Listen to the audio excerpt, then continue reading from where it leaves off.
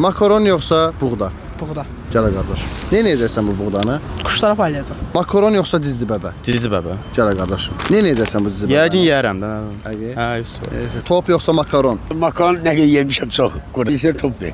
Nə edəcəksən topu? Topu verirsem ne vermem.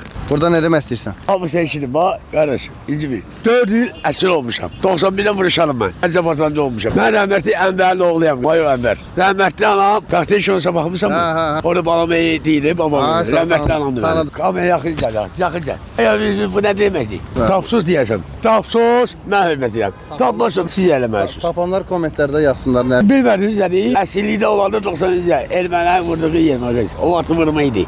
Şimdi badamağa basırlar. Bu bir. Gözüm görmür. Açor eliblər. Başım yarımlar. Hamısı çəkilecek. Yaxıya. Ağzımdaki iki öcə Yoxdur. yoktu kimi.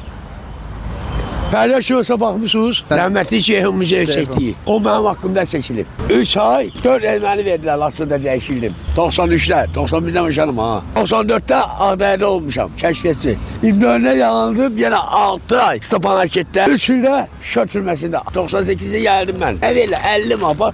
Buzon kapı yıkıram. Özlemi. Çatdıra bilməyəm mən. Qarı 50 mart Allah mən. Əsillikdən görə 50 mart verirlər. Heç bayram almıram. Yardım almıram mən. Bizim də gözümüz buna çatır. Sən bunu bizdən qəbul Yok elə. məndə makaron Xahiş çoxdur. edirəm. Valla makaron Olsun da bu da bizdən olsun. Yok. Yo, məndən olsun da nə olar ki?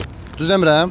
Sağ ol. Halal eli. Allah xoşun olsun. Sağ ol. No 50, 397, no 7, 95. No 72 de var onun. Özüm de Keşte'de olam. Keşte pazarı yok ha, Keşte var. Et kamyonunu kesince.